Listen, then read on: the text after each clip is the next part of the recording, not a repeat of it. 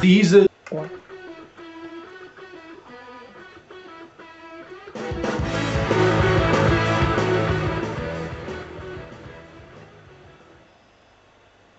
Hello, I'm Bradley Ashton and this is Slings and Arrows.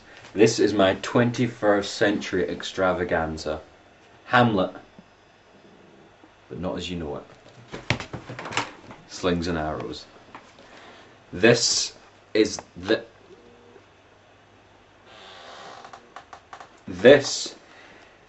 coming together of years of work. This is my passion for Shakespeare, my passion for politics, coming together in a 21st century fable. Slings and Arrows is Hamlet, but not as you know it. This is Hamlet in a fictionalized version of Afghanistan and Iraq, Afghan-Iraq. This isn't set now, this is set in the future. This is set in the year 20XX. We're not saying when it is, because we don't want to say when this is going to happen or when this isn't going to happen. We're not trying to predict things. We're just saying this is how things could go if they keep going the way they're going. Story stands. General Hamlet, much loved leader of the anti-insurgency forces, dies suspiciously. His brother, Major Claudius, takes over the forces.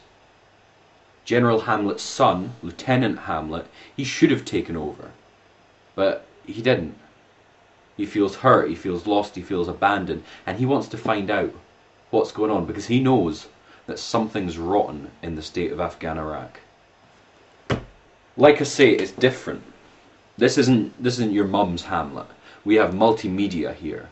We're going to have screen in the middle where we're going to project interviews with the characters, because we're taking a modern twist. We've got reality TV. We may not like it, but we've got it and it's here to stay. So we've got to have the personalities behind the action come on and explain what they're doing. This is Jersey Shore meets Shakespeare. Because Shakespeare, he was popular theatre. People think, oh, Shakespeare is really posh. It's not. Shakespeare was aimed at the little people, just like your Big Brothers, just like your I'm a Celebrities, just like your Jersey Shores, and they're going to come together in Slings and Arrows, and they're going to birth something. They're going to birth a new way of looking at theatre. I mean, pretty high concept, but it's the way we go. So we've got the multimedia, we've got the interviews, we've got our stage. We're doing theatre in the round. We've got the audience, they're around. We've got our stage here. We've got this raised bit in the corner. That's where all the scenes with General Hamlet's dad take place. There's a fire. We've got this raised bit in the middle, and the multimedia screens are going to come down there. And it'll be projected on that. And you might notice a little symbology going on, maybe suspiciously swastika-like. That's a reference. We've got the costumes. These are just some sketches put together. This is Lieutenant Hamlet. He's got the military uniform, he's got the camo, he's going to have some tattoos because he's supposed to be this sort of man's man kind of thing, but he's got that depth as well. Helmet, obviously.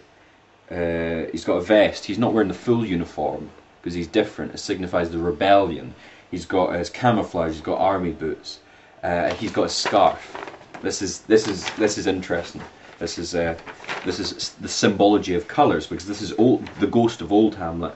He's wearing a camouflage gown. It's like a traditional ghost's Halloween uniform, but in camo. And he's got a white scarf. And then we've got Ophelia.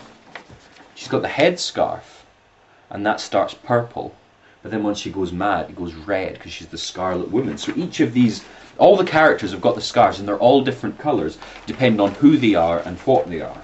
Because Ophelia, she's purple because that's a symbiosis of all the different urges. It turns red because she's the Scarlet Woman. And then we've got the ghost of old Hamlet. So he's got his desert camel, but he's also got the white scarf because after death he becomes innocent. It's like purity. Then we've got Lieutenant Hamlet, and his is black and white because it's like the duality, you know? The sort of life and death, as well as the fact that he is a very black and white person, you know? If you're not with him, you're against him. That's a reference too. We've got some changes. It's very different from the old Hamlet, not just in the setting, because obviously you've got to change the setting, but also we're taking a few liberties. Because I don't know about you guys, but if I see a remake, I don't want it to be exactly the same. What's the point? You know, if you want it to be exactly the same, why aren't you watching the original thing? You can go read Hamlet if you want Hamlet as Shakespeare intended. So we're changing it up a bit. It's a lot shorter, because like I say, Hamlet's very black and white. He doesn't think, not in my version. He's not indecisive. So we've gotten rid of to be or not to be. I mean, it's a classic, sure, but not in the 21st century. It's not relevant, it's not applicable. It's a great speech, I'm not saying it's not, but that's gone. It's not to be or not to be, it's just to be. Original Hamlet was very much about action versus inaction, which is better. Our Hamlet, our Slings and Arrows, this is about action versus more action. Hamlet's not sure whether he wants to act or whether he wants to act, you know? So it's a lot shorter. We've cut a lot of the monologues because when you get right down to it, he repeated himself a lot, did Shakespeare. I'm not saying it wasn't nice, but in the 21st century you don't need all that embellishment. We need words, we need action, and we need it right now. So that's what we've got in Slings and Arrows. It's running at the moment a smooth 27 minutes.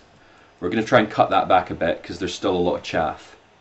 And to be honest, a lot of that 27 minutes is the interviews with the characters, the behind the scenes, explaining why they're doing things, explaining their relationships. They're shouting at each other, they're arguing. You know, that's something that's very modern, very reality TV.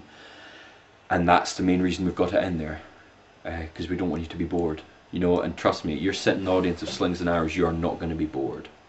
So that is Slings and Arrows, Bradley Ashton production. Would have been Edinburgh Fringe 2010, but due to funding, due to venues, due to just time constraints, not going to happen. So we're going for Edinburgh Fringe 2011. We've got in touch with Scottish Arts Council a wee while ago now for funding. So hopefully we'll be hearing back from them soon. I know someone who works up there. He says the letters will be getting sent out in the next week. So I'll do a live, well not live, I'll do a recorded unveiling of the Scottish Arts Council's decision, and I don't see how they're not going to love it. Fingers crossed. and I'll speak to you guys later. Keep the buzz alive.